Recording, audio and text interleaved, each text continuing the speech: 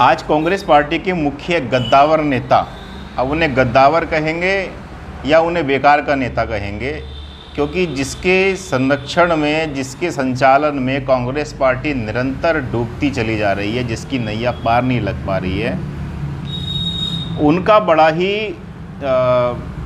विरोधात्मक बयान आया और हिंदुओं को अपमानित करने वाला बयान आया, जिनका नाम है राहुल गांधी। मैं देखिए ज़्यादातर राजनीति में पढ़ता नहीं हूँ, लेकिन राहुल गांधी ने जो बात बोली है वह बात हिंदुओं के जितना भी निंदनीय शब्द वो कह सकते थे उससे बड़े निंदनीय शब्द उन्होंने बोले, और इससे बड़ा निंदनीय शब्द हिंदुओं के लिए हो नहीं सकता। राहुल गांधी ने कहा है कि जो लोग अपने आप को हिंदू कहते हैं वो हिंसक होते हैं, और भगवान शिव का उन्होंने प्रतीकात्मक रूप लेकर के कहा है। उन्होंने कहा कि भगवान शिव कहते हैं कि न डरो न डराओ, और उनके पास एक त्रिशूल है जो दाईं तरफ ना रख करके बाईं तरफ रखा हुआ है, और बाईं तरफ होने की वजह से भगवान शिव हिंसक नहीं हैं। लेकिन जो अपने आप को हिंदू कहते हैं वो हिंसक होते हैं। शायद तुम्हें धर्म का ज्ञान है नहीं, शायद तुम भगवान शिव को जानते नहीं कि उनके पास त्रिशूल है क्यों। और दूसरी बात, भगवान शिव के हाथ में जो शास्त्रीय त्रिशूल दिखाया गया है वो दाएं हाथ में ही दिखाया गया है, यानी कि शास्त्र के अनुसार उनके दाएं हाथ में त्रिशूल होता है, और आपने अपनी इच्छा से कोई ऐसी फोटो बनवाई जो उनके बाएं हाथ में उनके पीछे रखा हुआ त्रिशूल दिखाया गया, ज़मीन में गाड़ा हुआ त्रिशूल दिखाया गया। अगर शास्त्र के अनुसार देखें तो उनके दाएं हाथ में त्रिशूल होता है, यानी कि आपके कहने के अनुसार अगर दाएं हाथ में त्रिशूल है तो शिव हिंसक होते, और बाएं हाथ के पीछे रखा है तो अहिंसक है। यानी कि शास्त्र के अनुसार भगवान शिव क्या हैं? हिंसक हैं। मैं तुमसे पूछना चाहता हूँ, तुमने क्या हिंदू धर्म पढ़ा है? तुम्हारे दादा पारसी थे, माता तुम्हारी क्रिश्चियन है, और तुम्हारा पता नहीं कि तुम किस धर्म का पालन करते हो, लेकिन तुम कहते हो हिंदुओं पर तुम टिप्पणी करते हो, हिंदुओं के भगवान को लेकर के आ जाते हो। क्या तुम इस्लाम के बारे में जानते हो? आप इस्लाम के बारे में कह रहे हैं कि हजरत मोहम्मद साहब की अभय मुद्रा थी। तुमने देखा हजरत मोहम्मद साहब को? उनका कोई प्रतीकात्मक आज तक किसी ने प्रयोग नहीं किया। आपने इस्लाम का भी अपमान किया है। और मैं तो उन मुल्ला मौलवियों से पूछना चाहता हूँ कि तुमको ये बात इसलिए अच्छी लग रही होगी क्योंकि उन्होंने हिंदुओं के खिलाफ बोला है, क्योंकि इस भारत में हिंदुओं के खिलाफ बोलना ही सेक्युलर होना होता है। जो हिंदुओं को गाली देगा वो सेक्युलर है, और जो हिंदुओं के बारे में बोलेगा, हिंदुओं के पक्ष में बोलेगा, उसे आप क्या कहते हैं? कम्युनल कह देते हैं, आप उसे धार्मिक कह देते हैं। आपने हर महापुरुष का नाम लिया, लेकिन आप किसी भी महापुरुष के विषय में नहीं जानते थे। इस्लाम तक का आपने अपमान कर दिया। आज अगर कोई हिंदू हजरत मोहम्मद साहब की फोटो अभय मुद्रा में लेकर के आ जाए तो उससे आप क्या कहेंगे? आप उसे हिंसा कहेंगे, क्योंकि आपके अनुसार ही हजरत मोहम्मद साहब हजरत मुद्रा में थे, अभय मुद्रा में थे। अभय मुद्रा में हजरत मोहम्मद साहब को किसने देखा है? इस्लाम में अभय मुद्रा का प्रयोग नहीं किया जाता। पहले आपको ये बात ध्यान रख लेनी चाहिए। आपने हिंदुओं का तो अपमान किया ही किया है, वो तो आपके डीएनए में है, क्योंकि आपको हिंदुओं को तोड़ना है, ये आपकी राजनीति का मुख्य कारण है। उसके साथ साथ आपने मुसलमानों का भी अपमान किया है। मुसलमानों से मैं कहना चाहता हूँ ये बात बहुत दूर तक जाएगी।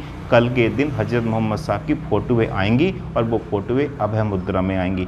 क्या आप रोक पाओगे? क्योंकि इसके पीछे जो कारण दिया जाएगा वो राहुल गांधी द्वारा दिया गया बयान दिया जाएगा।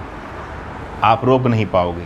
इसलिए मुसलमानों को भी राहुल गांधी के इस बयान पर आपत्ति दर्ज करवानी चाहिए, और जो धार्मिक उलेमा हैं मुसलमानों के, उनको भी आके आकर के बोलना चाहिए कि राहुल गांधी माफ़ी मांगे मुसलमानों से। अब ये बयान देते क्यों हैं राहुल गांधी ऐसा? क्यों ये हिंदू को मलेरिया, डेंगू से तुलना करते हैं, आतंकवाद से तुलना करते हैं? क्योंकि इन्होंने एक सिद्धांत अपनाया है, ये भारत का जो ताकतें हैं, भारत का इस्लामीकरण करना चाहती हैं, ये उनके साथ साठ गांठ करके चुनाव लड़ना चाहते हैं। और इनका साथ कौन देता है? क्योंकि भारत में कुछ हिंदू ऐसे हैं जो अपने आप को हिंदू होने का गर्व महसूस नहीं करते या उनका धर्म से कोई नाता नहीं है।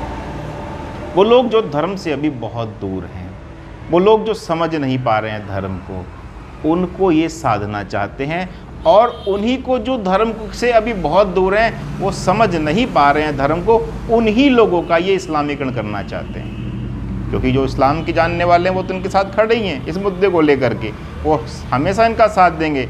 लेकिन ये उनके साथ में उन लोगों को टारगेट कर रहे हैं जो अभी धर्म से बहुत दूर हैं, धर्म के विषय में नहीं जानते, वो जाति के आधार पर आगे बढ़ रहे हैं और उनका ये झुकाव मुसलमानों की तरफ कराने का प्रयास कर रहे हैं। ये इनका एक एजेंडा चल रहा है कि जैसे ही वो उनके पास आए और भारत का जब इस्लामीकरण करने की बारी आए तो उन सबको सबसे पहले इस्लाम कबूल करवा दिया जाए। ये भारत को इस्लामिक राष्ट्र बनाने की तैयारी चल रही है। इसलिए हिंदुओं को गाली दी जा रही है, हिंदुओं को अलग तितर बितर किया जा रहा है जाति के नाम पर।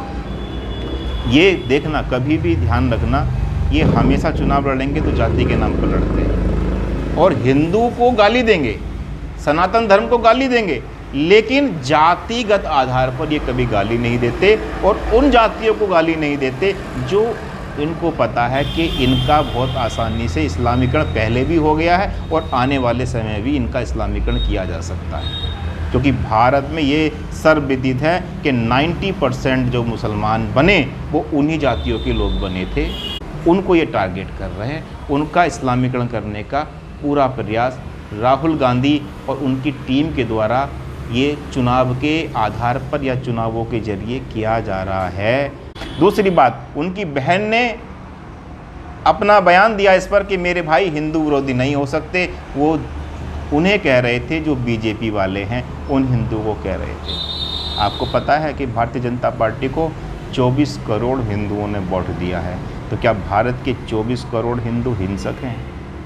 और आपकी पार्टी को 13 करोड़ वोट मिले हैं। क्या सारे मुसलमानों के वोट हैं आपके पास? क्या आपको वोट हिंदुओं ने नहीं दिए? तो जिन हिंदुओं ने आपको वोट दिए वो हिंसक नहीं है, लेकिन जिन हिंदुओं ने बीजेपी को वोट दे दिए वो हिंसक हो गए। क्या कहना चाहते हैं आप? क्या आप इस आधार पर हिंदुओं को बांटेंगे कि जो कांग्रेस को वोट देगा वो हिंसक नहीं होगा और जो बीजेपी को वोट देगा वो हिंसक होगा? इस आधार पर आप बांटना चाहते हैं हिंदुओं को?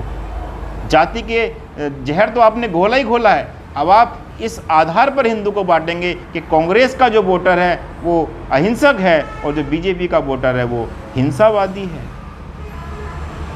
हमारे सभी देवी देवताओं का नाम लेकर के जो आपने बयान दिया है, और आपको पता नहीं कि उनके हाथ में एक हाथ में शास्त्र होता है और एक हाथ में शस्त्र होता है, क्योंकि वो पहले शास्त्र का पालन करने के लिए बोलते हैं और जब शास्त्र का पालन ना हो तब उनका शस्त्र उठता है शास्त्र का पालन करवाने के लिए। इसलिए समस्त देवी देवताओं के पास उनके हाथ में वेपन्स दिए गए हैं, जिन्हें आप प्रतीक कहते हैं ना, त्रिशूल कहते हैं, तलवार कहते हैं। ये अंग्रेजी में इनको वेपन्स कहा जाता है और इनका प्रयोग जब किया जाता है जब शास्त्र पूर्ण रूप से लागू ना हो रहा हो।